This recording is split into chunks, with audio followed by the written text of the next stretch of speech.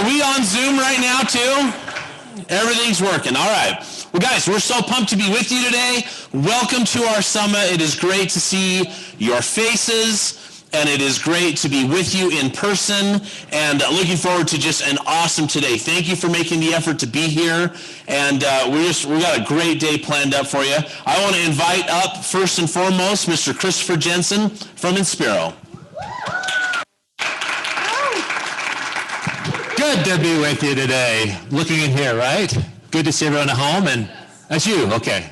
Great to be here. We want to welcome you all back to live summits. We can't wait to see more of you here in the coming months, both here in Utah and in California when we get back there. Inspiro is here to service you, whatever we can do to help. If you can go to the next slide here, we want to make sure we make an announcement today.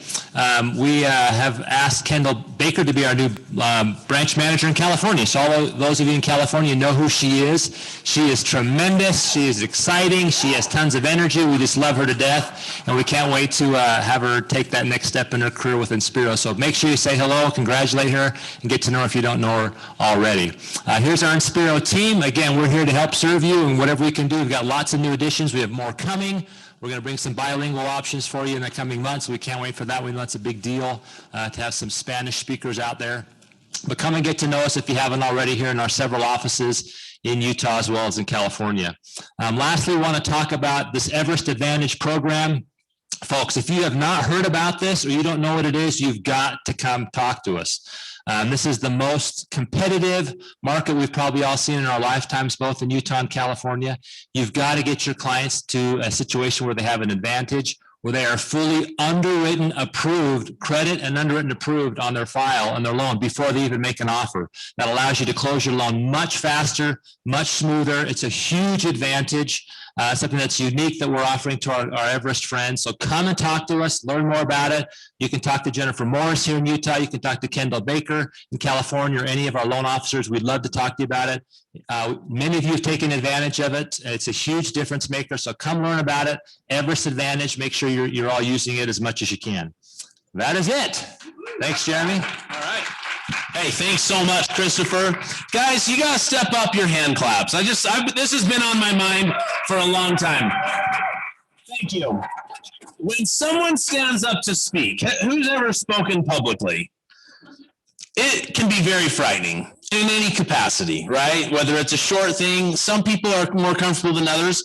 One of the worst things that can happen when you're done speaking is that people kind of like try to figure out how to clap for you. Let's bring a little energy on the clapping moving forward. Sound good? All right, good. Now let's talk about when you need to clap. All right? I'm just kidding. All right, let's roll through these. We have a lot to talk about.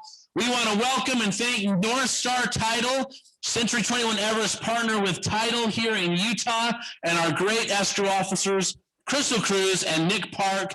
Please go say hi to them down on the first floor. And they've got treats and drinks and all that good stuff.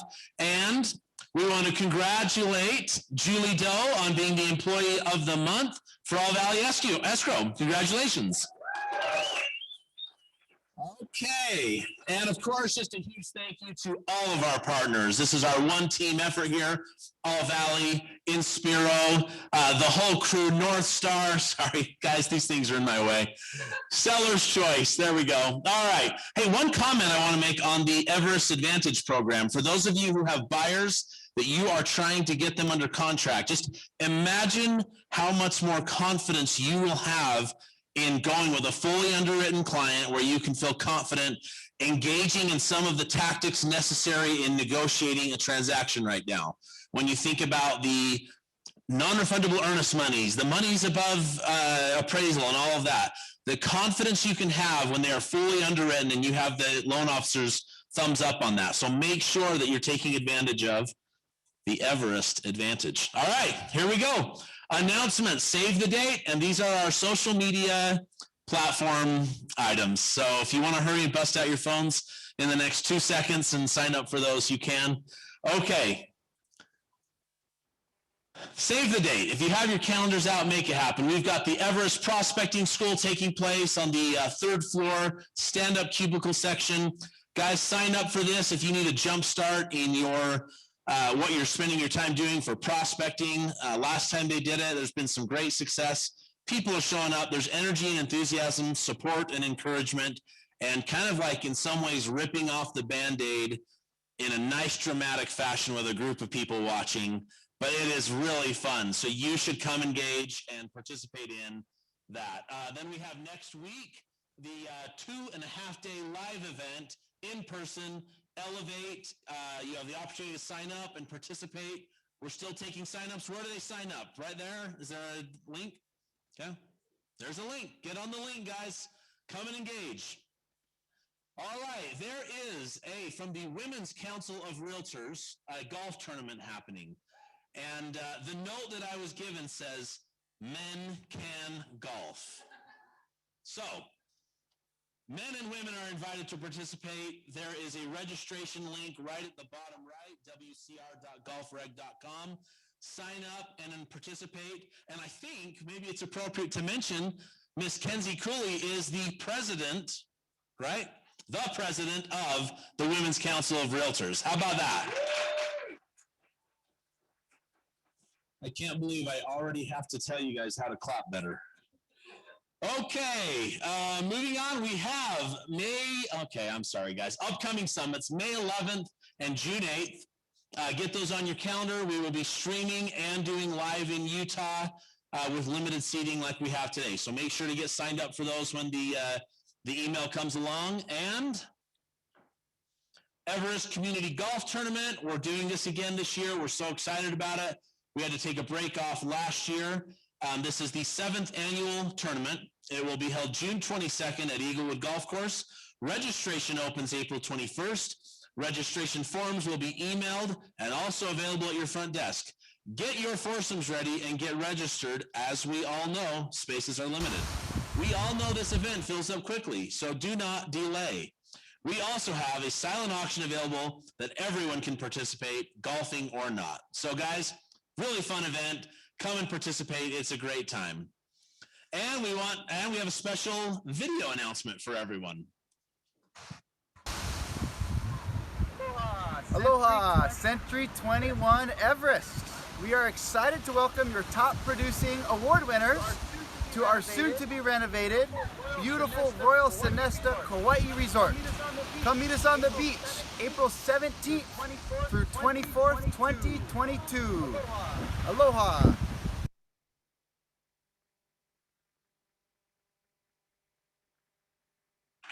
That clap was appropriate for the level of excitement on the screen. So I'm going to stop talking about clapping. I'm sorry, guys.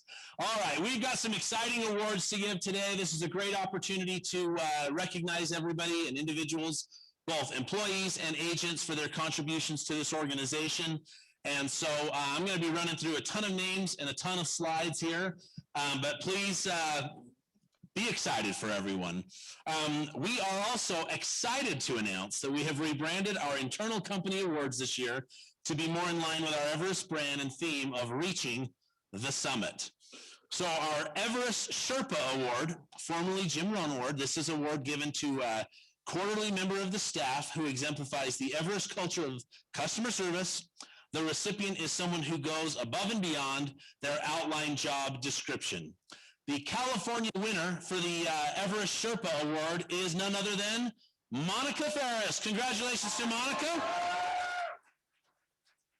Monica, the comments that we have received from Monica, from her peers and those that she works closely with, she's always willing to go above and beyond for the agents, staff, and leadership in the company. She takes on a project with passion and works diligently to have it completed on time or early. She provides her guidance and support to those on her team, and she's been available to provide her expertise when we have had auditors ask questions, and she has incorporated her family members to assist in cleanup projects at various locations. Her talents are quite varied, and she always greets everyone with a smile. Guys, she's amazing. I work closely with her, and she's awesome. So huge congrats to Monica, and big announcement here for the Utah Sherpa Award. All right, I'm going to back up. Don't change the thing. Imagine being told, hey, we want you to come work at this company and manage this guy's schedule. It's an easy job. His name is George Morris. How would you like that, guys? Hey, we want to give huge props, shout out to Miss Stephanie Krotz, only winner of the Utah Sherpa Award winner. Hey, she deserves this. This is great. Stephanie not only keeps George on schedule, she keeps extra projects with a smile and looks for opportunities to contribute and make a difference. She is the definition of going above and beyond. Nice job, Stephanie. All right, and now our Everest Anchor Award, formerly the Sir Edmund Hillary Award. This is the given to a member of the leadership team who exemplifies the Everest culture of personal development and leadership. The California Anchor Award goes to Chris Melamed. Chris did a great job in the first quarter of 2021, taking the reins at the Westlake office, and she quickly stepped up to work with the agents on coaching, training, technology, and was always there to listen. Chris has been instrumental in running meetings at the Westlake office and helping out while Karen Betancourt was out sick, including Base Camp, Mastermind, and Chris has a very kind heart and is a very compassionate person. She is a great asset to our team. All right, good job, Chris. And our Utah Anchor Award goes to Mr. Alex Cornwall. Alex has been an instrumental part of this organization. He took over the office for June in St. George. Any of you that knows Miss June Fucall knows that she was just a legend in this company and did so much to build our brand and work. And so the idea of trying to have someone take over for her was quite daunting. And I've got to tell you, Alex has been wonderful, and we're so grateful for him. Kind of what I said here already that is written too. So Alex, we love you, man. Well, congratulations. And of course, always welcome and grateful to have you part of the team. Okay. We changed the name from the Ironman Award to be the Mountaineer Award. This was a really cool award. It was given out quarterly. It's not just a focus on who does the most business. There are many factors. The personal growth, their contribution to the company, the way in which they operate with other people, and contribute to the growth of their colleagues and participate in the Everest events and training. So we want to congratulate from California, the Mountaineer is Kathleen Bruno. Kathleen shows how hard work and genuine sense of caring can make someone successful. She's an open book when it comes to helping other agents and is willing to share all of her techniques. Kathleen works with agents every week on their cold calling skills. Kathleen's business has skyrocketed over the last several months. She didn't let a pandemic stop her from achieving the next level. All right, great job, Kathleen.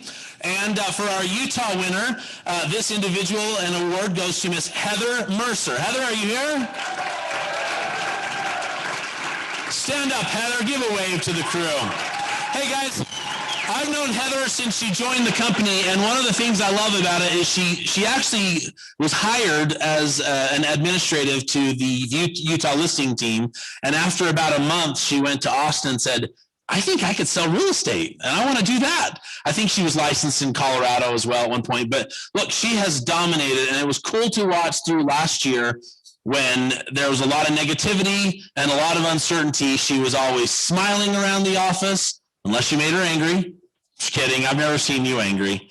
But always smiling. I remember walking up to her on at least one occasion, and she's like, yeah, I've got 12 deals under contract right now. And so she's always contributing to her team. She signed up and has had some great mentorship from View Utah Listing with Aaron and Austin, and just been a great person to have around our company. So Heather, congratulations to you on the Mountaineer Award. All right, I'm going to welcome up Mr. George Morris and Miss Shari Whitworth.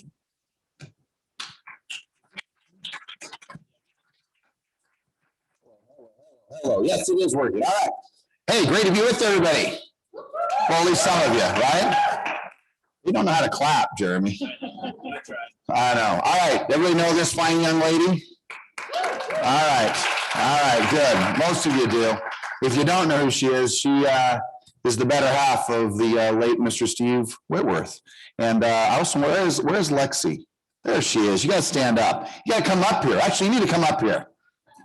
All right, we're forcing her to come up here. So I've known Lexi for a lot of years. Now she's got kids, she's all grown up, but I used to go on youth camps with this young lady. So anyway, these are obviously two very near and dear people to us. And we have, years ago, we used to call this award the Ironman Award for the entire organization. But this award now has become what we call, of course, the Steve Whitworth Award. And many of you know, because you've been here for a long time, but some of you don't know. But way back in the day, nearly 12 years ago, where we were in some of the most difficult moments, some of the most challenging moments of building the organization.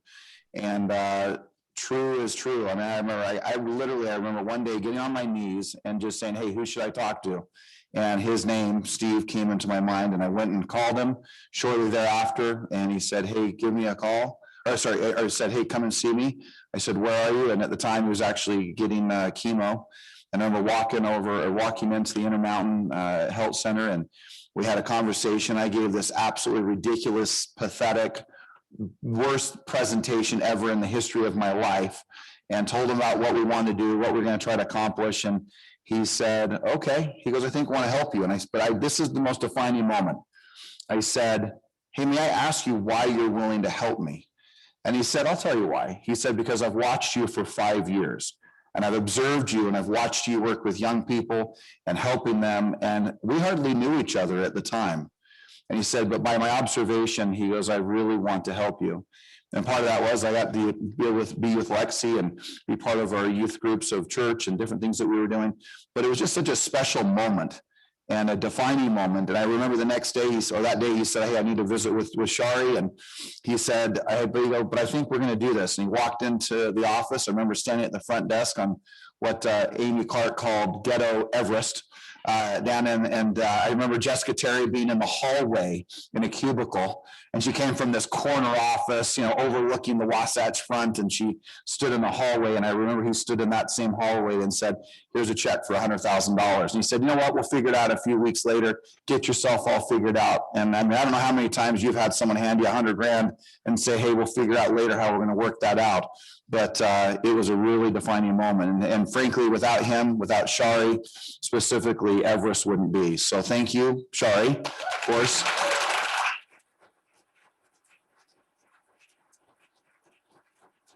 They figured out how to clap.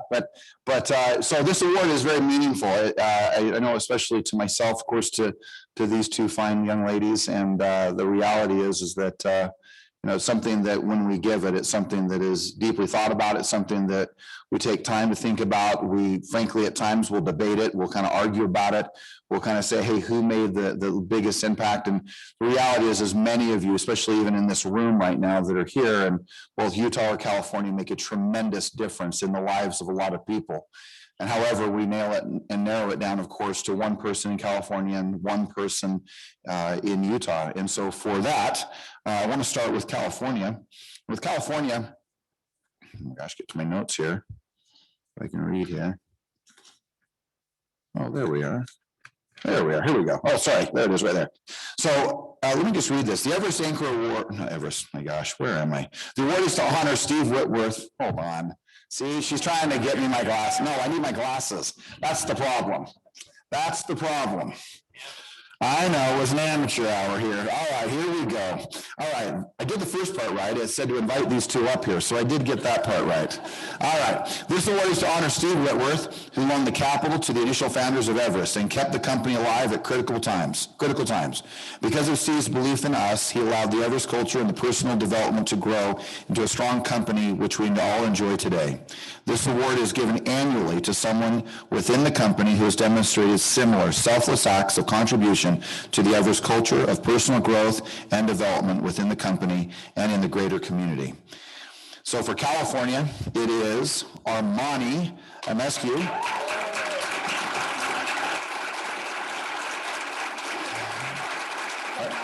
Armani's in California, so now Armani's not here, right? And Armani works with agents obviously through role play, coaching. He has held many classes via Zoom to help them in their business and provide them with tools to enhance their social media and presence. He was instrumental in our food drives, which contributed thousands of dollars to feed several families or many families that were in need. He's very caring about his agents, of course, strives to do his best for them. please let's give another hand for Mr. Armani. Mr. Armani.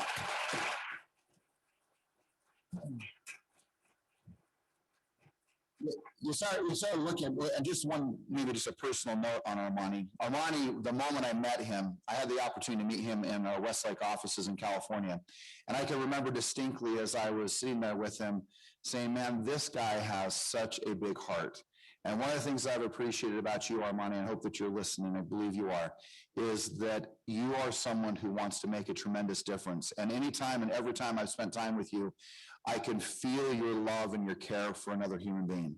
And I think it's a great trait. It's a leadership trait that I hope all of us will acquire, but you demonstrate it day in and day out by the people that you serve, the way in which you help, the way in which you give back. So again, congratulations, Armani. Thank you for everything you do and for the leader that you are within our organization.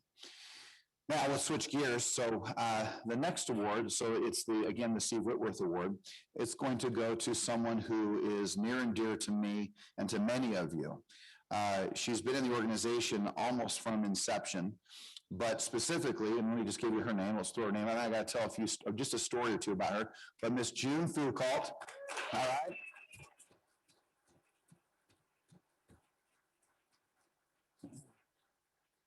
June will remind me that when we had no offices down in St. George, and she had decided that her and Jack were going to move down to St. George, and I said, hey, what do you think about building an office down in St. George? And she said to me I still remember, she goes, I don't think about building an office down in St. George.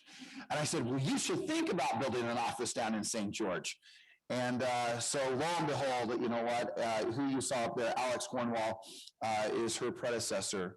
But without June, who truly for so many months, even I obviously would even tell you years, sat on this island in St. George, 300 miles away from our operations, and she built the organization that we have today. And today, there's over 70 plus agents in St. George.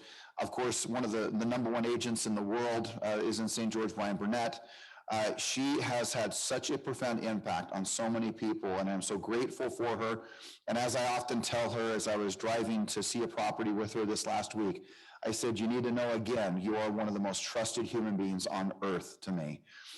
She is a friend. She is a mentor to me. She is literally, I would consider her kind of quasi-mother, but she probably doesn't want to hear that. But sometimes she puts me in my place and makes sure I'm going down the right path.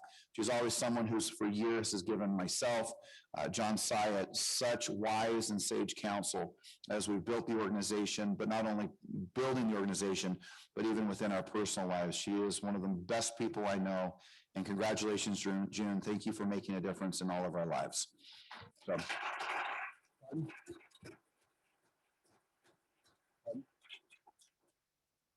Right, and we'll be shipping the awards down to you. And June, at our next summit down in St. George, we're going to give you yours live, and I know we'll have a presentation in California when we're able to do so. So with that, Mr. Jeremy Laguerre. All right, thank you guys. I think it would be a shame for me to not mention at this moment that Danette has been crawling around on the floor on the first row. I've been begging people to take pictures of her. She is actually on the floor right now. So, Danette, if you need to move anywhere more comfortably, feel free to stand and just walk. She's going to crawl. All right, guys, we have some awards to give out here and some recognition to give, and then we're going to cruise to some talks. So a lot of names here, but that means there's a lot of people doing a lot of great things. So let's appreciate and recognize them. And let's do it. All right, here we go. Some anniversaries for first quarter 2021. 5 years of the Indy organization with California. Lynn McWaters, Ventura. Lena Kabak, Camarillo. Brooke Murray, Simi Wood Ranch. Frank Lynn, Camarillo. Wynn Fitzpatrick, CXT. And Mike Chiro, Ventura. Congratulations to them. And in Utah, 5 years with Everest. Are you ready? Daniel Conley, Union Park. Sean Averett, Centerville. Justin Crane, Union Park. Abe Pedraza, Union Park. Dallin Jolly, Union Park. Christine Graham, Orem. Brianna Laulu, Union Park. Hey, she gets us our checks, guys. Come on, Brianna. Timbro West, Union Park. Lance Gummersall, Union Park. Brett Belknap, Union Park. Carrie Brown, Centerville. And 10 years in Utah, Miss Brenda Lee Jones in Union Park. Lourdes Brinton, Union Park. Barry Rulander, Union Park. All right, 15 years in California, Jackie Dollarhide, Westlake Village, and Nina Pereridge in Simi Wood Ranch. Okay, 20 years in California, Scott Puckett, Sandy Holmquist, Bob Dickren, Ray De Silva, and Mayette Berglund, all in Camarillo. And 30 years in California, Judy Lewicki in Wood Ranch. Congratulations on your anniversary.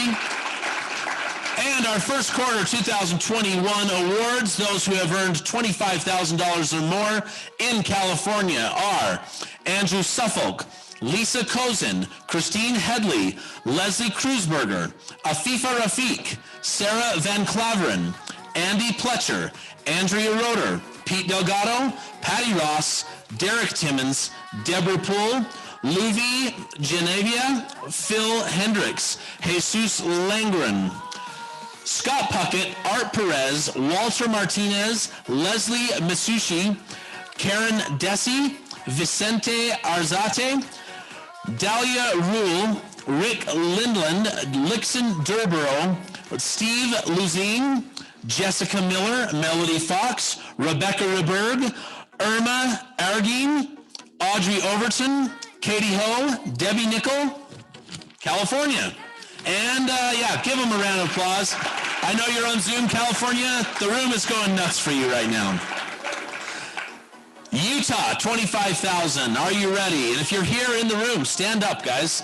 Leah Kruger, Tracy Sierra, Brian McKinnon, Stephanie Barnes, Rebecca Seat, Christopher Armstrong, Hillary Wade, Mike Harris, Dakota Murdoch, Scott Laxton, Christine Baylor, Aaron Oldham, Adrienne Baxter, Nathan Speaker, Kimberly Curnow, Timber Weiss, Samuel Tate, Bruce Johansson, Benjamin Schultes, Rita Weddle, Patrick Day, Jeff Laguerre, Megan Wilcock, Adam Durfler, Steve Henriod, Lori Levinson, Darren Payne, David Watt, Brandon McBride, Tim Long, Lila Jessup, Terry Vigil, Fred Law, John Butterfield, Deanna Haskett, Angel Ruiz, Lance Gummersall, Leanne Baker, Bruce Burnett, Robert Naylor, Heather Houston, Boyd Ennis, Heidi Castaigne, Susan Edwards, and there's more.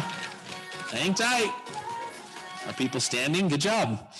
Jeremy Fitzgerald, Drew Gingle, Jill Wilson, Ruth Wilkie, Lou Tran, Jay Shepard, Alicia Davis, Michelle E. Dart, Jay Bentley, Bryce Hanson, Cobb Malik, Steve Schoonover, Mike Tafui, Joanna Ruiz, Sterling Satterfield, Jenny Dodge, Nancy Barton, Chad Morris, and Christine Graham. All right, guys, round of applause. Well done. What a great start to the year. Okay, $50,000 earned in first quarter in California. Karen Rook, Gabby Tellez, Karen Lindsay, Mike and Kristen Plisky, Blake Mashburn, Donna McGuire, Yuri Feldman, Robbie Starr, Manny Carranza, Christy Ruckert, Debbie Briscoe, and Stuart Monteith. And in $50,000 in Utah, Tyson Craig, Jason Snell, April Oakes, Mike Stengel, Jay Lobdell, Terry Taylor, Tammy Jones, Matt Salter, Sherry Peck, Carlin Bedwell, Blake Dellinger, Flavio Orlandini, Michelle Chadwick, Jason West, Brandon Newell, Aaron Mailer, Dave Clough, Christine Tanner, Rich Castleberry, Andy Holder, Justin Crane, Heather Mercer, Will Walk, Dan Brummer, Miriam Drury, John Hunter, Taylor Smith, Aaron Moore, Brandon Johnson, Marisol Gonzalez, and Cody Emery. Well done, guys.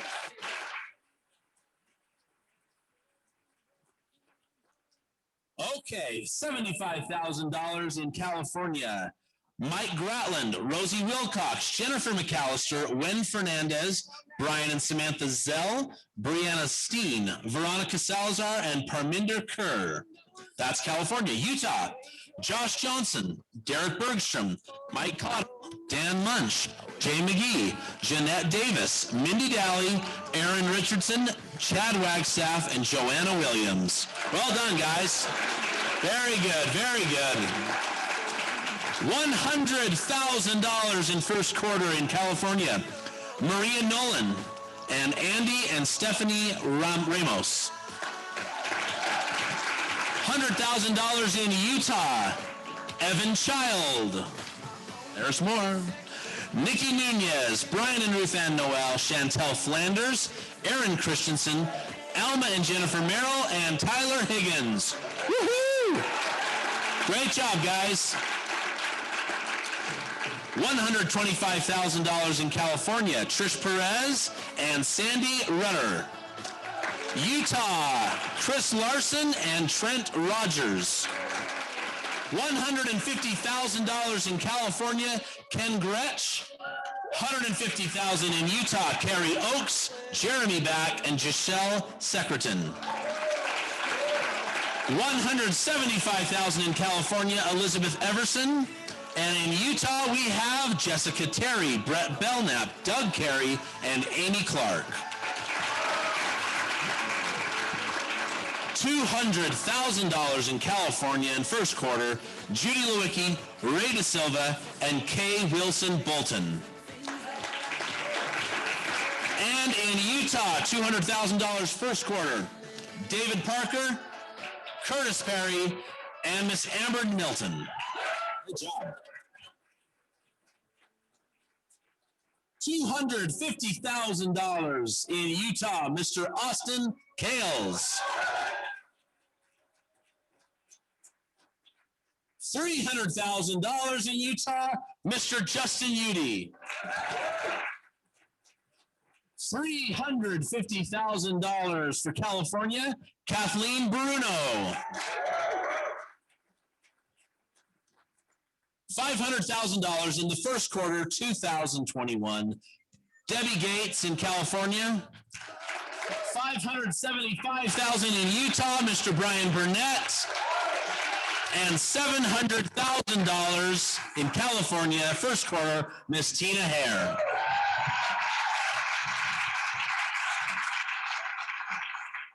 That was pretty remarkable. Great job. Very cool. And your clapping was pretty good there, I gotta tell you. I liked it. All right, guys. Well, next up, we're getting into some really good stuff here. Oh, we're not done. Sorry. Top teams in Utah. Top 3 teams in Utah are number 1, the Elite Team. Number 2, View Utah Listing Search Team. View Utah Listings Team, excuse me. Number 3, Josh Johnson Team. And our top teams in California are Tina Hare and Associates. Number 2, Trish Perez and Associates. And number 3, the Ramos Group. Congratulations to all our great teams. Okay, we are now getting ready to hear from people who have prepared some remarkable messages for us. We're so grateful to have some awesome speakers here today. We have up first, we have Miss Judy Forden, as you know, helping run and what's the official title? Senior Vice President. I should know that, and that should be on here. But if you guys don't know Judy yet, you need to know Judy. She's incredible in every way. I love working closely with her, and I love the messages she shares. So we're so excited to have you speaking to us today, Judy. Following Judy, we will have Mr. Sam Bell speaking to us. Worth noting, thanks for the reminder, Giselle, today is National Attorney Day or something, I think, right? Wow. Yes. So, Sam, we're really all thinking of you today, all right? Just want you to know that. And following Sam's message, we will hear from Mr. George Morris. So, guys, thanks so much, and the floor is yours, Judy.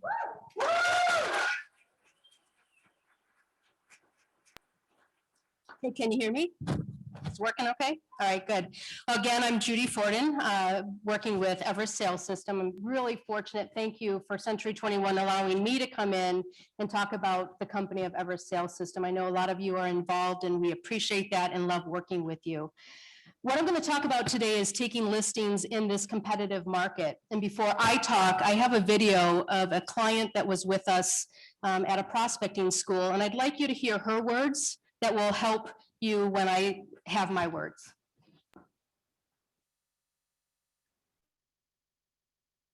Prospecting, how exciting. That's what we do, right? That's what feed our businesses. We cannot sell houses if we don't prospect. Even though we can do the best job, if we don't have prospects to do it, we don't.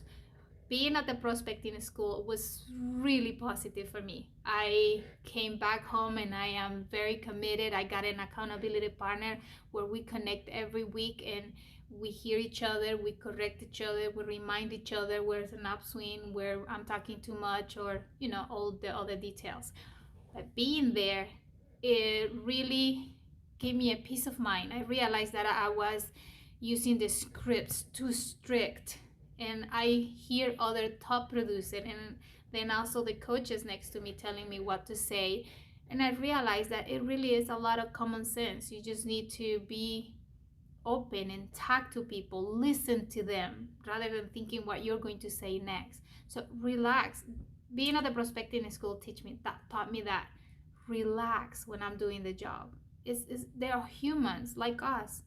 I heard an agent from Utah, a top producer from Utah, that he was so chill when he was talking with the client, and he asked absolutely like 12 questions.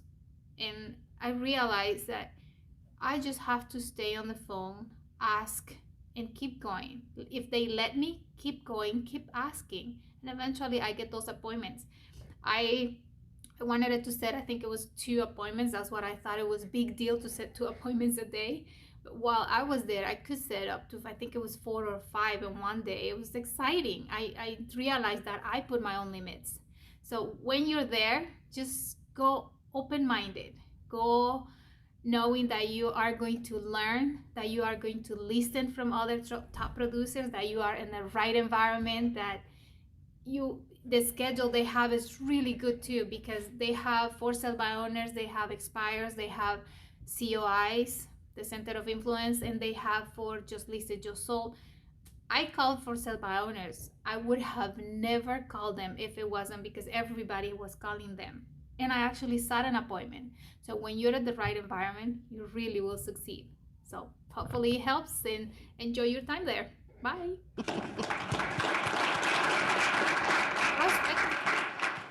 So I chose her for a few reasons. Obviously, she's, a great speaker. The thing is as you heard her say, she set her own limits, and her limits were low before she came to prospecting school. And I've been coaching with her for quite a while, so we've been lifting her up. But being at the prospecting school allowed her to see that even in this competitive market, she is from Texas, but her market is just like our market. And so what she realized by being there, she was struggling in her mind. She couldn't get listings. There weren't enough listings. Nobody was selling. Nobody knew where they were going to go. So by being there, she realized that all she had to do is do the work. Now, I could stop my talk right now, and I know you guys would probably be disappointed to a point, but really is that simple. If you stick to the basics, you will get listings in this competitive market. You will get listings when the market changes to a different kind of competitive market. I do have 5 things that I want to share with you that I work with all the coaching clients, but I really want you to think about Delma. Her name is Delma, and I want you to think about what she said and how her self-limiting beliefs caused her not to get appointments. And by being with other people, doing the work, she now is taking between 2 and 3 listings a week. She's been gone, that was like 2 months ago, and she's taking 2 to 3 listings a week in the same market, using the same scripts, using the same plan of action, which we're going to talk about. So it really goes down to the basics. It is the work. Okay, so I just want to first have that part be the most important part. It is your self-limiting beliefs that will allow you to not get to where you want to go. That's the first one. And in order for you to get your mindset straight, there's going to be a few things. It can be come to a prospecting school. It can get a coach. It can be talking to another real estate agent that you know that's doing well. Other things that you should have is write these down. You should know about the market, right? You should be your market expert. She called me one day in a panic. She was going to an appointment and she was going with an analytical. So she reviewed with me what her market statistics were so she could say them in a way that an analytical could hear them, understand them, and have enough information. So you need to know the market. You have to know, George always says this, you have to know you're the best agent for the job, and you know that you can get the job done. So those are some really important things. And then you need to know your value, and we're going to talk a little bit about that when we talk about plan of action. Second thing, so first thing is to take listings in this competitive market is your mindset. The second one is you have to prospect. There's absolutely no way around it. And whether you prospect on the phone, at the door, you have to make sure that you're out there talking to people. She contacts 35 people a day. She now is on a goal, a commitment that she is going to do this for the next 255 days. And the only day she has off is Sundays. She works a half a day on Saturday to get those 35 contacts in to make sure she's getting those appointments and listings she wants. And guys, it doesn't change. You call the for sale by owners, you call expireds, you call just listed, just solds, which right now, just listed, just solds, I want you to think about just listed, just solds in a little bit of a different way. Yes, you can talk about a listing coming if you can talk about it before it's sold, right? And you can talk about it just being sold. But how about your buyers? You can call around in a neighborhood when you have a buyer that there are no listings for. Go find that listing for them. That's going to be part of your plan of action for those sellers that say, well, where am I going to go? Well, great news is you have a plan, and part of that plan is you are now going to call to find them their home so they're not in that competitive market. Outside of that, and your SOI, I want you to think about other areas you may not be calling. So you want to expand. You want to expand when we're in these kind of competitive markets. You should be calling business to business. Do you talk to attorneys? Do you talk to specifically divorce attorneys, right? That could be 3 deals. Guys, I know that sounds terrible, but we've got the house to sell, the wife to buy, and the husband to buy. So don't discount that. Or do you have any financial advisors that you talk to?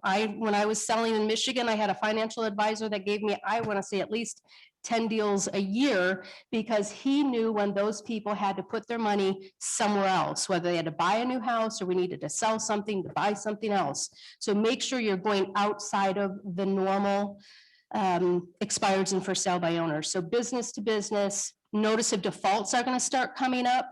Start getting those scripts. We have a script book. If any of you don't have that, make sure that you let us know so that we can get you a script book. So we have all of these scripts in there for business to business, notice of default, for rent by owners.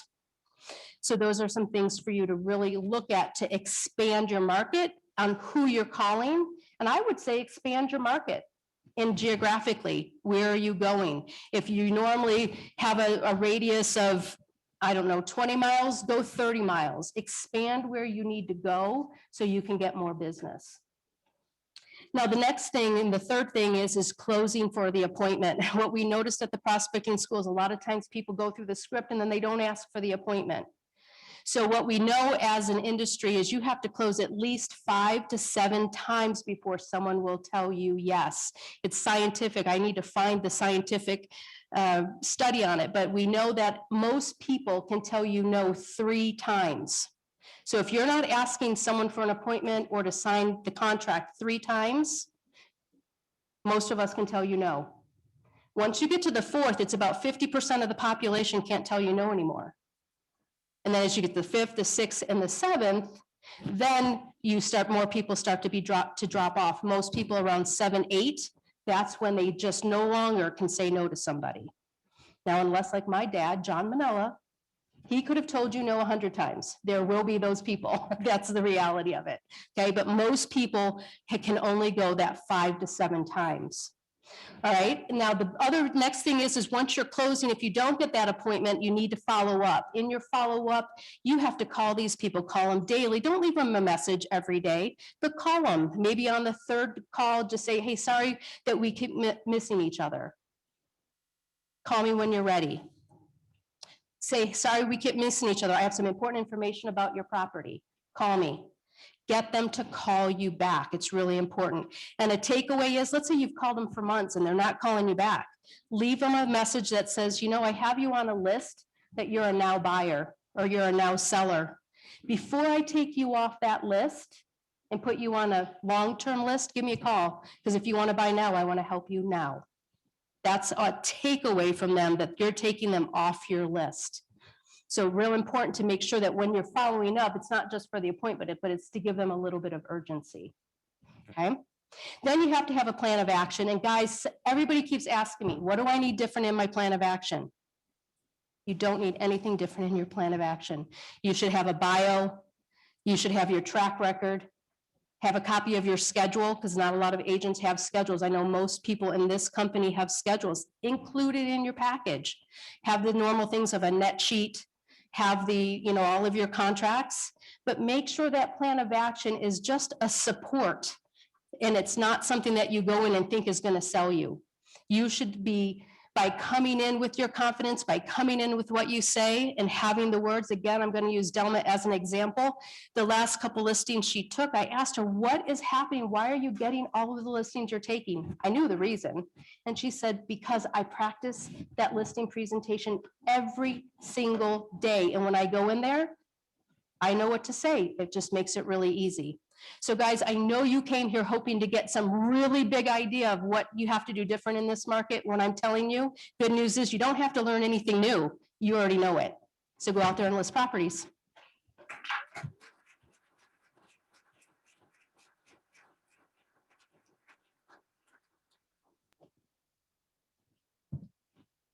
Okay, it's a white hot market. It's a tough market. I got tons of deals. I have no deals. This is all stuff I hear people saying as I'm out and about talking to people, and I am confused. Are there a lot of deals? Are there no deals? This is what we know, that it's low inventory. It doesn't matter who I'm talking to. The people on Zoom, the people in this room, it's low inventory right now. And so we are engaged in what I like to call real estate warfare. So how do we win the war, right? How do we win the war? The answer is war is 90% information. And that's a quote by Napoleon Bonaparte. War is 90% information. This is especially true when we are talking about negotiations, when we're talking about sales, when we're talking about working with people.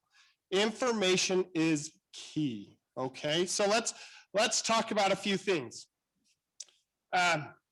Let's dispel some myths, actually. Let's start with dispelling myths. So as you're out there in the business, doing business, one of the big myths I hear is that the terms of the Rep C are confidential. True? I see some, let's all do this together. No, not true. The terms of the Rep C are not confidential. The terms of the RPA in California are not confidential. But we have this myth out there that they are. The second thing I want to dispel before we dive in too deep is it's not okay to ask anything. True? Good, you guys are catching on. That was almost as loud as a clap. Just kidding. No, you're doing good. What? Less than a clap. It was like a whisper. No, you can ask anything of anybody. And I know there might be some people out there going, not true. You know, Sam, come on. And I've had this debate. I had it with a team from Berkshire Hathaway. When I said, you can ask anybody anything when you're in a negotiation, they said, no, you can't. That's unethical. And I said, really? Now, it is National Attorney Day, so we're going to just assume I'm right. That's your gift to me. I'm right. It's National Attorney Day. So I went, really? It's unethical? Which of the code of ethics says it's unethical? And they scratched their head. And I said, I would say none of the code of ethics say it's unethical. Well, it's immoral. Immoral. It's a religious thing. I get it. No, this is not a religious thing. You can ask any question, anytime, anywhere. Now, the question is, do you get an answer to that question? Let's look at some of the code of ethics. And let's start talking about how to get information to win the war when we're dealing, especially with multiple offers. And you may be thinking, you are talking only about buyers. I am not. I am talking buyers and sellers. So code of ethics, going to click it on. Okay, standard of practice 115 gives us some guidance. Okay, and basically what it says is that a listing agent has a duty to answer some questions. You can read it if you want. It's written by other attorneys, so it's indecipherable, really. You're going to read it and go, I don't know, these guys, I guess we're celebrating them today. I don't know why. But it's basically indecipherable. Let me tell you what it says. It says, if you're a listing agent and a buyer's agent asks you some questions, you have a duty to answer those questions. Okay, so let's start with the buyer's agent, then we'll kick over to the listing agent. The buyer's agent, 2 questions you should always ask. 1, do you have any other offers? Okay, you call up on that listing, you better say, do you have any other offers? Why? Because in the first paragraph on that slide, it says that the listing agent, if the seller has authorized it, shall disclose, mandatory, shall disclose the existence of other offers. Okay, so as a buyer's agent, it's your job to ask that question. Second question, second paragraph, right? If the seller's given the listing agent permission, they have to answer who are the offers from. Okay, second question, who are the offers from? They have to tell you if they're double siding it, right? Are they in a limited capacity or dual capacity? They have to tell you if it came from somebody else within the brokerage, or they have to tell you if it just came from somebody else in general, right? But I would say that's not where we stop. I tell you, you should be asking those 2 questions as a buyer's agent every time. As a listing agent, you should sit down with your seller up front during the listing appointment and say, I'm going to get asked these questions. How would you like me to answer? Any thoughts on what your seller's going to say? They're going to go, what do you think? You're the expert, right? And then you're going to talk them through. Well, you know, sometimes answering them will scare off some buyers, and sometimes it makes it more competitive, right? If the buyer knows they're up against 15 other offers, they're going to go highest and best, you know? So you need to be prepared to advise your seller on how to answer that question, whether or not to give you authorization. But as a buyer's agent, let's not stop there. Think about this for a minute. If you were the buyer and you knew, as we all know right now, that our buyers are up against a lot of other buyers, you knew that you were up against buyers, what information would you want to know from the seller? What's your highest offer? Wait, that's immoral. You can't ask that. No, you can ask that. What's your highest offer? What else? Spit it out. It's your turn now. How many offers, right? Am I up against 1 or 10? Cash offers. Do you have any cash offers? It goes on and on and on, right? Tons and tons of questions. Under your duty of loyalty, I would say as a buyer's agent, you should be asking those questions, right? You should be asking those. Now, as a listing agent, you should be asking questions back, right? Your sellers have things they want out of this deal. They have that maybe they need to move really fast, right? How fast can your buyer close? It's a two-way, it's a mutual conversation. Now keep this in mind. The duty of confidentiality is what I think that team was thinking about when they told me I was wrong. And it wasn't National Attorney Day, so I didn't get on them too much. But when they told me I was wrong, it was the duty of confidentiality, which says that we cannot disclose information that would weaken our client's position. Okay, so be careful when you talk to people about that stuff, right? When you're asked questions, be careful about answering it. A simple answer can be, I am not authorized to share that information. There you go. I am not authorized to share that information. Does that sound like an attorney or what? All right, let's click on to the next one. Now, let's flip over to the seller and buyer side again. We're going to go both sides with this. To present or not to present the offer. A couple of weeks ago, I was with a team of agents, and they told me they'd taken a listing on a Friday and by Sunday had 26 offers. 26 offers. And they were getting ready to go present all 26 offers to their seller. And I see head shakes in the crowd like, whoa. How many of you, if you were sellers, would want to sit through 26 offer presentations? Nobody. I'm going to say nobody. Nobody raised their hand. Nobody was like, "Woo, I love listening to offers," right? Now, do you have to present, as a listing agent, do you have to present all the offers you receive? No. I don't see Matt Barton in the crowd. I can't see Charlene in California. The answer is no. What can you do? You can sit down with your seller and say, "Hey, seller, let's set up some parameters. Under the duty of full disclosure, my fiduciary duty of full disclosure, I am required to present all the information I get," which means every offer, right? Under a different standard of practice, 1.5, if I'm remembering correctly, 7, I was wrong, 1.7. Under standard practice 1.7, which is the ethical thing, it says you are supposed to present all offers to your sellers, okay? But you, under both the fiduciary duty of full disclosure and standard of practice 1.7, can exempt from that if you get permission from your seller to not present all the offers. So think about this. I mean, 26, that was a lot. I've talked to people who've had over 50 on a home. Crazy. There's no way I would want to present 50 offers to a client. I would sit down with that seller and say, "Hey, look, give me some parameters here." And they're going to do this. What do you think? Okay, how about anything that's cash or over list, or, you can set up some parameters. And then what you need to do is get it in writing. Get it in writing from your seller. I only want to see these. Now, the seller can always go back and go, "I didn't like any of those. Show me the others," right? They can always do that. But if you get it in writing, you're protected. Now, for those of you who don't do a lot with listings, you're thinking that's unfair. I want my buyer's offer to be presented.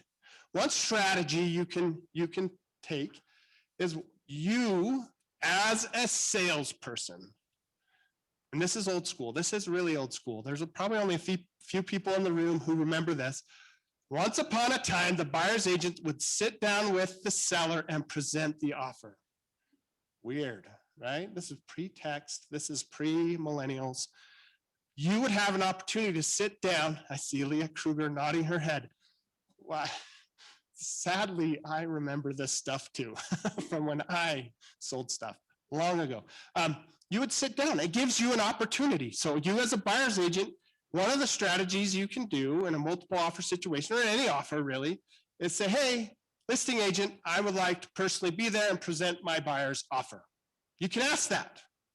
Guess what that does? If they say okay, you get to go in and do a little salesmanship, right? You can talk it up. You can fill out the seller. If you don't want to do that, if you're like, "I'm scared of people," you might be in the wrong business. You might be a redneck, but no. If you're scared of people and you don't want to do that, under standard of practice 1.7, if you're nervous that maybe they're not presenting your offers because they've received written authorization from their seller, you can, in writing, request affirmation that either they've presented the offer to the seller or that they've gotten a written waiver from the seller. Okay, and then you'll know, "Hey, buyer, sorry, they're not presenting the offer. It wasn't strong enough." Okay, so let's roll into the next slide and talk about thinking outside the box. Okay, for those of you who watched the little social media promo, I talked about pizzas. There was a family outside of Utah and now inside of Utah and inside of California that I know of who offered, X in money, they financing, whatever, run through your offer, and then offered 1 pizza a week for a year. And won.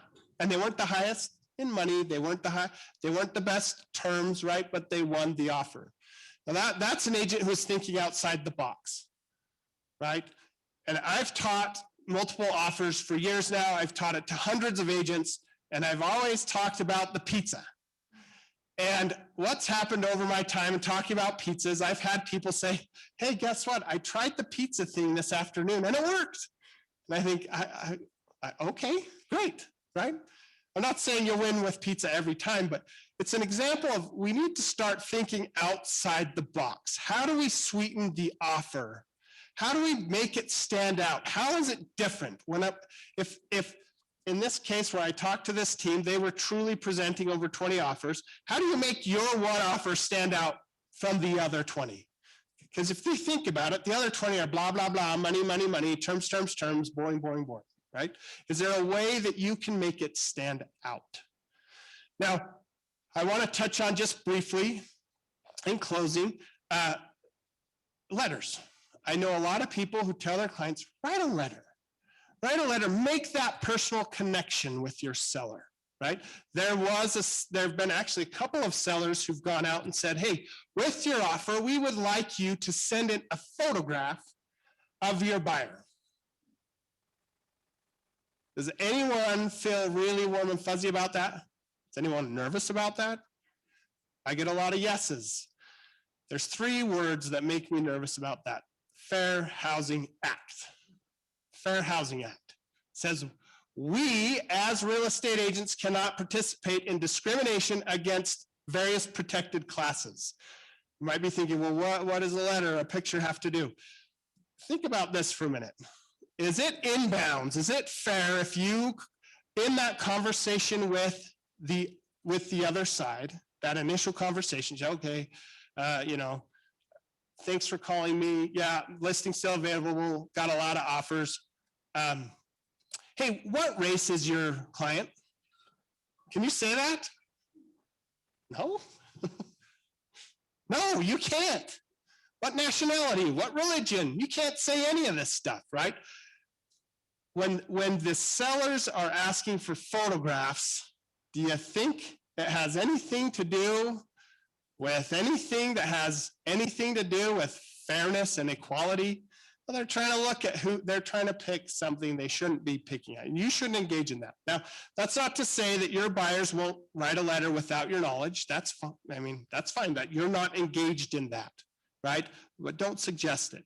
And I know these things are happening a lot, but it does put us at risk of Fair Housing Act violations, discrimination, right?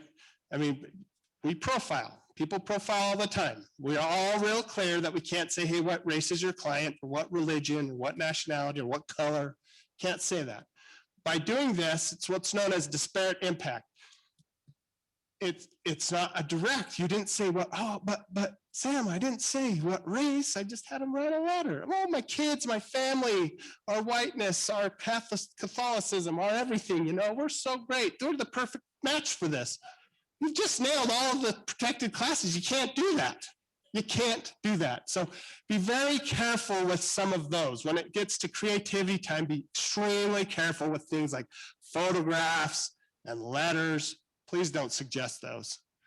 I know that if you go out and you are getting information, asking questions, realtors have what I like to call diarrhea of the mouth.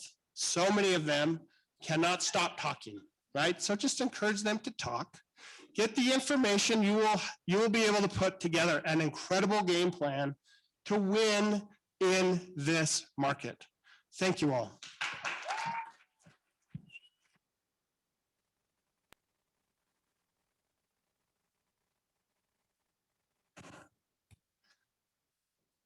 Well, that was very good, both Ms. Judy and Sam. Thank you. Diarrhea of the mouth realtors. All right. Hey, great to be with you. And so everybody having fun yet? You having fun? All right, just checking. By the way, great job, Deanna, today. You did good on that morning meeting. It was inspiring. Very, very, very good. All right. So with that, let's get rolling. Also, along with beyond the, hopefully I won't throw up on you and you'll like the smell of it. All right. So we just keep going down this path. It's like flu-like symptoms, right? A whole virus. All right. How many of you have had COVID or the vaccine? All right. Is that a protected class? I'm just checking. I'm just making sure it's not. All right. So here's the thing that's really interesting to me is how many people have either had the vaccine or had COVID, and the power and the thing of just the whole process. Look, we've seen the political process. We've seen the health process.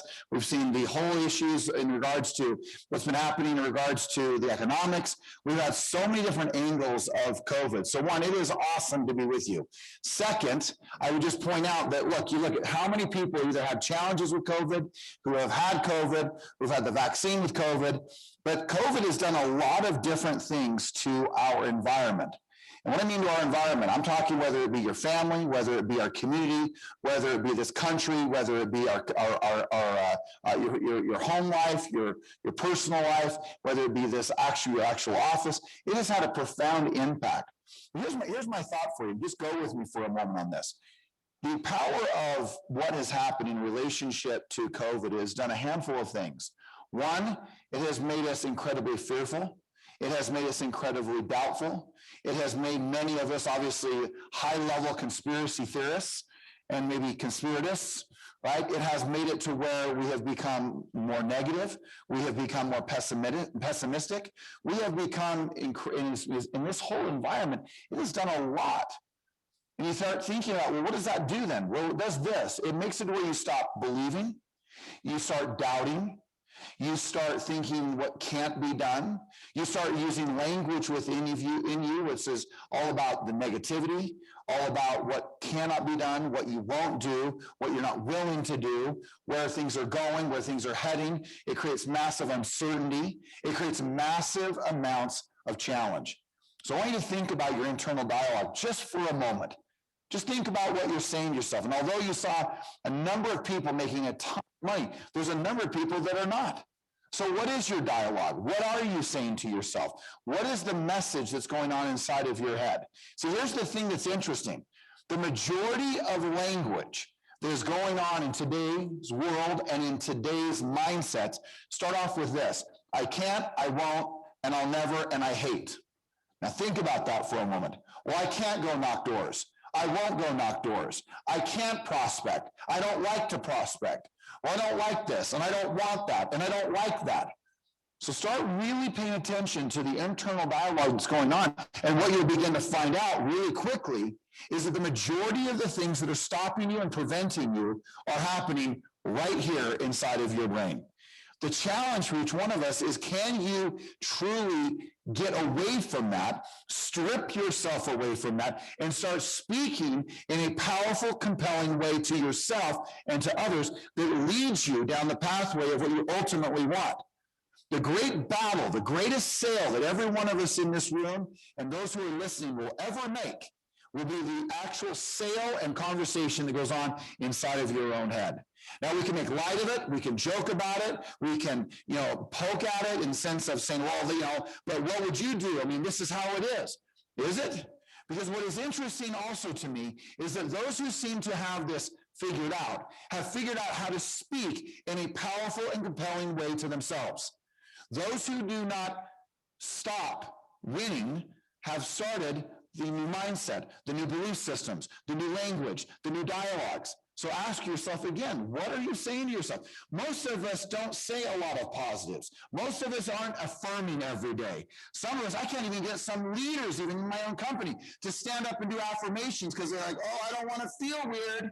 I don't want to look dumb. I don't want to make a mistake. Just want you to think about that. Think about what's going on in your own mind. What are you telling yourself? What limitations have you said are possible or not possible?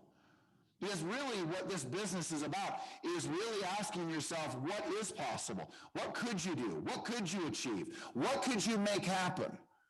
The problem still goes back to the fact that we have lived for the last, let's just say, 14, 15 months now in this idea of what can't be done, what you won't do, what you can't believe, what you won't think. And you start realizing the impact of that negativity, that pessimism, that thinking in a doubtful way, in a doubtful heart. What does it do in the way in which you think? If I sat down with you, would you tell me how positive you are, how optimistic you are, how bright the future is? Or are you that person who goes, well, I'm just so worried about our future. I'm so worried about this country. I'm so worried about what's going to happen. I just don't know if I'm going to get a deal done. I just don't know if there's I'm not sure if there's all this lack of inventory stuff going on. I don't know if I can get an offer accepted. Just want you to really think about what you're saying to yourself. And I'm not trying to be harsh, but the problem is that if you continue to go down a pathway in a dialogue inside your own mind of what you can't do, what you won't do, what you hate to do, what you think you're supposed to do, in the sense of the negative, you're never going to win the game of real estate. You're never going to win at a high level. You're never going to achieve what you ultimately want. There are people who are positive, there are people who are negative. There are people who are pessimistic, and there are people who are optimists. Who are you? Because in today's marketplace, if you don't figure that out, you are going to get sucked down into the bottom of the pit in regards to the way you think. Some of you still even think negatively, but you then throw the God card out. Well, I'll throw it to God, but I'm really going to think negative here. Where's this country going? What's going to happen? Will real estate ever be sold? Will I ever get an offer? Will I ever buy my own home? Prices are going out of control. What's going to happen? God will save it. Just want to point out, although I am deeply religious and believe in God, there is a part of that relationship that is dependent upon you using your brain that God gave you. Just pointing out, okay? To actually have conversations with yourself that truly elevate others and yourself, that bring each of you to a higher level, that create all of the positive, all of the possibilities. So my message in the few minutes that I have is just simply this. I just want to know what's possible for you. That's it. I just want to know that you have figured out what's possible. Because when you look at the impact and the effects of all the media, all the sensationalism, all the people who would come up to you and go, hey, I love you, right? I just want you to really, I want to point out really all the problems of your life. And they mean well, but they point out everything that's wrong, everything that's negative. And I'm going to forget this because the best day of my life was yesterday with my little puppy out there. And Taylor, are you listening or are you texting? I'm just making sure, Taylor. I'm just razzing because I have to ask him, Jason, because he walked away and someone said, now what's his name? And I just want you to know that Jennifer said, Taylor Swift? And I said, no, Smith. And so I just want you to know, Taylor, I love you, man. And I stood up for you.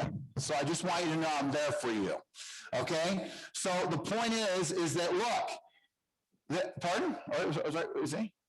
No, I thought you were saying something. All right. I thought you had a joke. Jeremy's always got a joke for us, all right?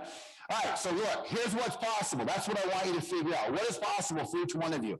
Look, I don't care whether it's Ron, who's one of these great lenders from Inspiro here. I don't know whether it's Crystal in North Star, whether it's you as an agent, whether it's one of the leaders in this company, whether it's in Utah, California. It doesn't matter to me. Just ask yourself what you're telling yourself, what's possible. What's possible for you? Imagine what's possible if you thought better, communicated better. What's possible if you had a level of gratitude? What if you affirmed a better message? What's possible if you thought in a more productive way? What's possible if you believed that every time you got on the phone, you set an appointment? What if you believed that every time you knocked on the door, you'd find a great lead? What if you believed that it was all going to be okay? What if you spoke to the fact that, you know what, I can take care of me, I can focus on me, and I can do well by me, and if I do take care of myself, I can then take care of others. I love Jim Rohn's statement. He said these words. He said, how about this? You take care of you for you, I'll take care of me for me, and, well, sorry, I said that wrong. You take care of you for me, I'll take care of me for you, and we're going to have a great relationship. Guys, you have got to remember, the majority of the outcomes of your life are built on the basis of what you're telling yourself and what you're saying. And although I have spoken so many years about this, and some people say, well, I've heard this before. Right. Then that's the reason we're talking about it, because it's still a problem. There's still this air of pessimism, negativity, put downs, destructive behavior and destructive mindsets. And so look, if you're making a fortune, great, but ask yourself, where else in your life are you showing up negative? Where else in your life are you showing up poisonous, a cancer to humanity and to life? Are you that person who walks in and sucks the life out of people? Are you the person who brings joy and light and laughter? In that same sentence, I love the fact, I'm going to pick on Taylor again, because what I love about Taylor, you know what Taylor always makes me do? Laugh. He always cracks a joke. He always puts a smile on my face. And I love that about him. Are you putting smiles on people's faces? Are they happy when you show up? Or they're like, oh my gosh, here they come. Here they come. All right, everybody, okay, switch subjects. Don't talk about that. You know, are you the person that everybody is afraid that is going to get highly offended, who's going to crack at a moment's notice, who, because you say the wrong thing, political thing, religious thing, market thing, that all of a sudden you're ignited into, well, let me tell you. The problem with that is, again, you can't win the game economically being that person. If you are, I'm telling you, you are not going to win it. If you want to win in your family, you want to win in your religion, you want to win in your relationships, you want to win in your business, you want to win at life, you have got to recognize that you have to take a stand that you want to be positive. I talk, over at a high level, I always say, be a light. Right? Are you a light to people when they show up? They're like, oh, there they are. Oh, I'm so excited they're here. That is a commitment on your life, that you stand within yourself, that you demand of yourself that you will be that light. You'll be that leader, that person, that individual. Right? Do you just wander through life? Do you just exist? When someone's there, do you say hello?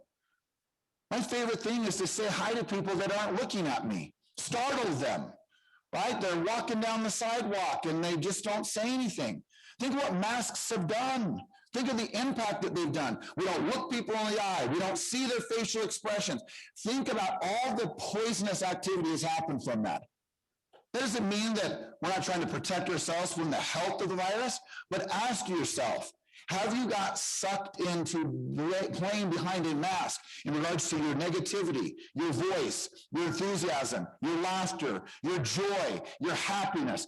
Decisions is all I'm talking about. A decision to be happy, a decision to smile, a decision to acknowledge people, a decision to speak well to yourself, a decision to act in a positive, compelling way that moves people into action because you are.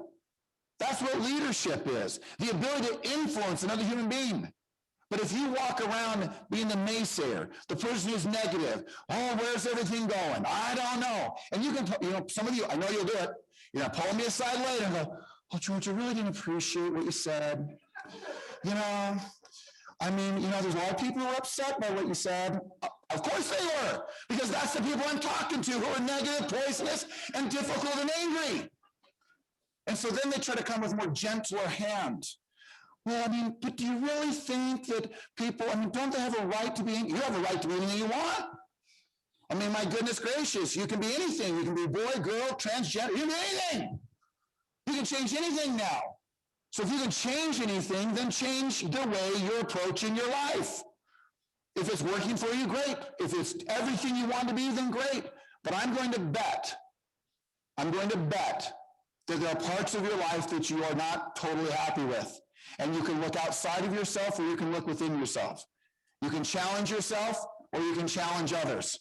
You can look at others to blame them and victimize your life, or you can look inside yourself and say, I'm here to fix it. I'm going to fix it now. You can say to yourself that you are the solution, or you can point the finger and say that they're the problem. And that is entirely a habit, a discipline, and the way in which you choose to approach your life. But it is your choice and no one else's. That does not mean that there are not problems. That does not mean that there are not challenges. That does not mean that there are difficult moments or problems with this or problems with that. But ultimately, what you can't be. I always love to say this. We love to fix problems. We love to have projects. We just don't want you to be the problem and you to be the project. You know what I'm talking about. They're always a problem. Well, why do you want to be that person? Think about this. What's the image that maybe others have of you? What do they say about you? You say, well, I don't care what others say about you. Well, you may not care. But what it does say, it says something. Do people speak to you, speak around you of your positive behavior, your positive actions, your passion, your light, your love, your joy, your enthusiasm for life? Are you one of those people who walks around always looking to get hurt, always to be offended? When someone makes a mistake, you're the first to point it out? Or are you the one, again, who's the optimist, The one of, let's see what's possible. Let's see what we could do. Let's see what could happen. And even when I would call a seller or a buyer, they'd say, well, can you sell it for this much? I don't know. But we're going to find out what's possible. And that's all I would ask of you. Find out what really is possible for you. Possible for you. I don't care whether you're better than another agent. I'm not worried whether you sell 50 homes or 10 homes. I'm not worried whether you sell 100 homes or 20 homes. But what I am worried about, the greater challenge is always going to be not how much money you earned, not how many awards you got, but was who it was that you became in the process. It is always going to be the better answer, and it will always require the best of who you are. The beauty of having to economically grow is that it requires more of who you are. And if you want more, you have to become more. And if you want to become more, then you will achieve more. That is the beauty of the relationship. So it wouldn't be a great summit without at least a good little story.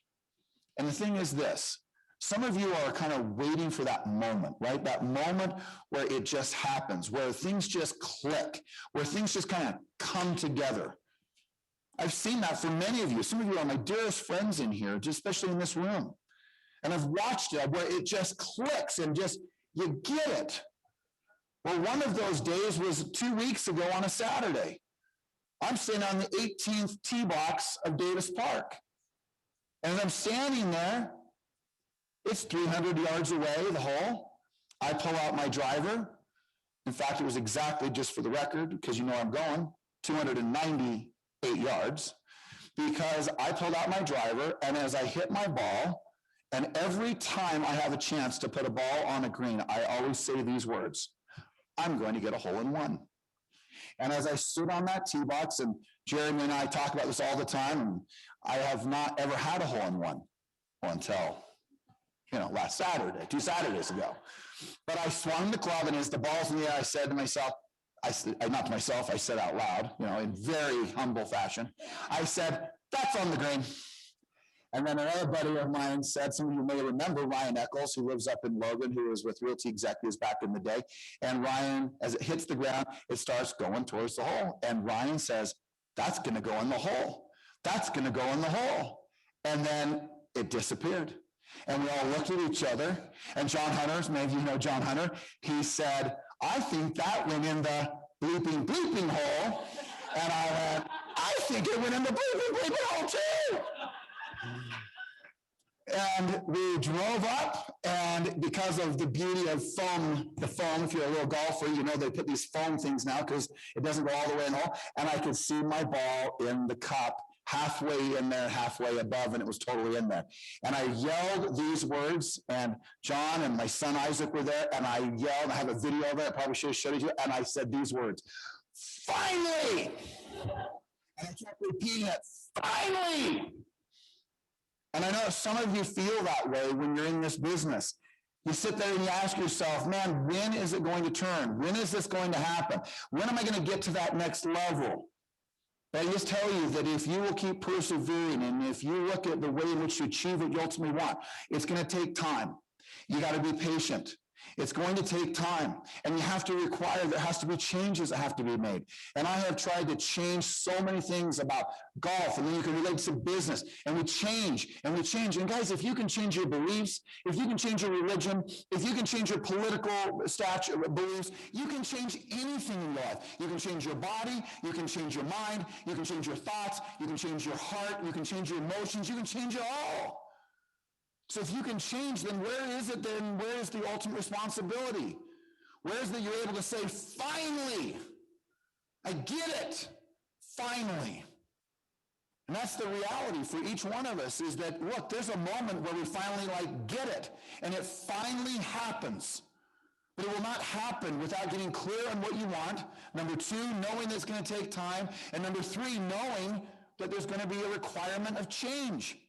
But if you keep walking around going, I'm not going to change.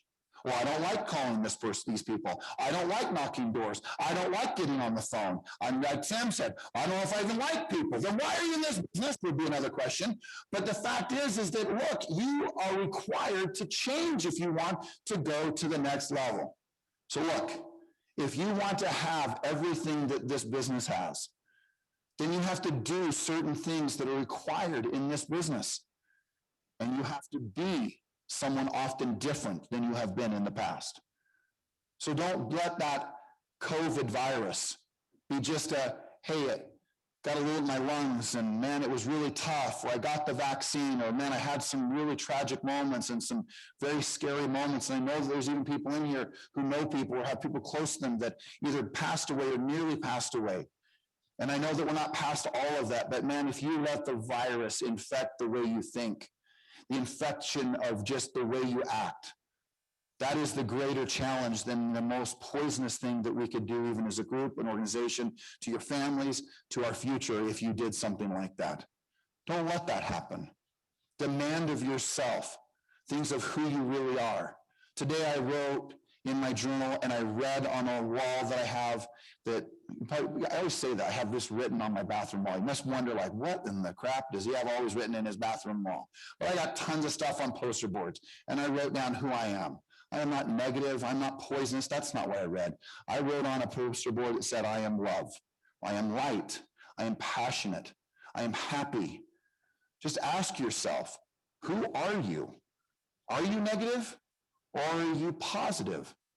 And just remember that if you want to change the way you think, start speaking in the present moment. Maybe today you're not just as positive as you would like to be, but you can change that by first declaring a new belief of who you are. And they always start off with, I am. Who are you? Are you positive? Are you light? Are you loving? Are you a leader? Are you a great listing agent, a great buyer's agent, a great realtor? Who are you? I am. Define my challenge to you, my invitation to you, Miss Ginger Trask, is simply this. Write down who you are. Get clear on where you want to go. Recognize it'll take a little time and know that you can change. You can change. Everyone can change. Sometimes we change for the good, sometimes not so good. But the reality is that's entirely up to you. So no more thinking and blaming everybody else, no more victimizing, no more letting the media, no more telling, well, where's this country going? Don't be that person. Stop watching all the news. Stop flipping the channels and start creating your own history. And create your own history by the fact that writing your own history in your own journal and writing out and defining and declaring who you're going to be. Who are you? And once you start figuring out who you are, then what's so cool, it begins to impact and affect positively everyone around you. And if you do that, I can promise you that no matter what's happening around you, no matter what this world comes to, no matter how bad the virus does or doesn't get, no matter how hard the political process is, no matter who is the president of the United States, no matter how difficult the moments of social injustice and all the things that we see going on and the challenges of today, you won't be impacted because you're controlling this that then begins to control this, your heart. And when you can show up with a heart and a mind that is positive, you will impact this world for good. And your business, that'll be the easy part. They will impact far greater than just this business. And that is the deal. That is why this is the greatest gathering of real estate professionals the world has ever seen. Because it's bigger and it's deeper than just simply selling a house. It's the impact of your family, it's the impact of your community, it's the impact of your business, but it is so much more. Guys, just know how much we care for you, how grateful we are for you. Have an extraordinary rest of the month. It's so good to be together, so good to see your face, so good to shake your hand, so good to see your successes. And some of you on that board, by the way, on these awards, first time I've ever seen you up there. Congratulations to many of you who have set new personal records for yourself and for your dreams, because they're going to be coming true, as you can see from the awards. All right, guys, have a great day. Thank you for everything.